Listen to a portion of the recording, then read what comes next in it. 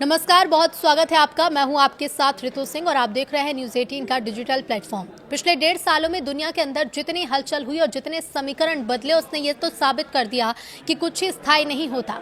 मई 2025 से पाकिस्तान और अमेरिका की यारी ने खूब सुर्खियां बटोरी, लेकिन साल भर बीतते बीतते हालात ये हैं कि अब अमेरिका का मोहभंग पाकिस्तान से हो चुका है। ईरान वार्ता के मध्यस्थ के तौर पर भी वो उसे धीरे धीरे किनारे लगा रहा है। पाकिस्तान की दोहरी नीति एक बार फिर से उजागर हो रही है। अमेरिका के राष्ट्रपति डोनाल्ड ट्रंप को मक्खन लगाकर फायदा उठाने के बाद अब पाकिस्तान फिर चीन के गले लग गया है। दिलचस्प बात तो यह है कि चीन के करीब आते ही पाकिस्तान अपने मसीहा को भूल गया, जिसकी तारीफों के पुल कुछ दिनों पहले तक कासिम मुनीर और शहबाज शरीफ बांध रहे थे।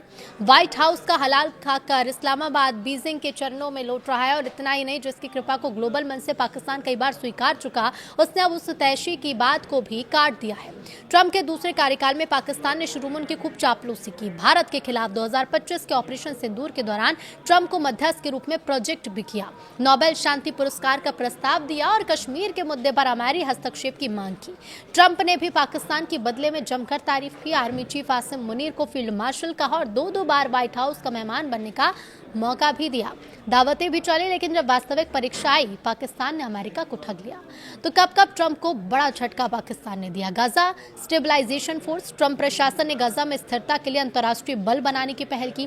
पाकिस्तान ने साफ मना तो नहीं किया, लेकिन उसने हमास नेताओं को शरण दी और कहा कि वो केवल पीस कीपिंग में शामिल होगा, हमास को निरस्त करने वाली किसी भी कार्रवाई में नहीं। इजरायल ने पाकिस्तानी सेना को इस फोर्स में शामिल करने से सीधे इनकार कर दिया। ईरान वार्ता में धोखा भी हुआ। जब पाकिस्तान अमेरिका ईरान शांति वार्ता का मध्यस्थ बनकर इस्लामाबाद में जेडी वेंस की मेजबानी कर रहा था, उसी दौरान उसने ईरानी सैन्य विमानों को अपने एयरबेस पर छिपा कर रखा था। अमेरिकी खुफिया एजेंसियों ने इसे साफ धोखा माना। पाकिस्तान एक तरफ मध्यस्थ बन रहा था तो दूसरी तरफ ईरान की मदद। अब्राहम अकॉर्ड्स, तो देखिए, ट्रंप ने मुस्लिम देशों को अब्राहम अकॉर्ड्स में शामिल होने के लिए दबाव डाला। बाकी के 4 देशों ने तो इतनी जल्दी कुछ नहीं कहा, लेकिन चीन में बैठे पाकिस्तान के मुखिया ने सबसे पहले इनकार कर दिया। पाकिस्तान ने कहा कि फिलिस्तीन मुद्दे के बिना इजरायल को मान्यता नहीं दी जा सकती। जहां कई अरब देश आगे बढ़ रहे थे, पाकिस्तान ने ट्रंप की बात सीधे ठुकरा दी। तो वहीं अमेरिका का पाकिस्तान से मोह भंग हुआ। तो अब देखिए, नतीजा ये साफ है कि अमेरिका में पाकिस्तान के प्रति मोह भंग हो रहा है। ट्रंप प्रशासन को एहसास हो रहा है कि पाकिस्तान पैसे, हथियार और भारत पर दबाव के लिए अमेरिका का इस्तेमाल करना चाहता है, लेकिन ट्रंप की किसी भी रणनीतिक मांगों जैसे ईरान गाजा इजरायल की वैधता को मानने को तैयार नहीं। दूसरी तरफ पाकिस्तान ईरान युद्ध के बाद तेजी से चीन की ओर लौट रहा है। चीन जैसे ही अपने निवेश वहां से निकालने के बारे में सोचने लगा, पाकिस्तान सीपीईसी को नई गति देने लगा और चीन को मनाने में जुट गया।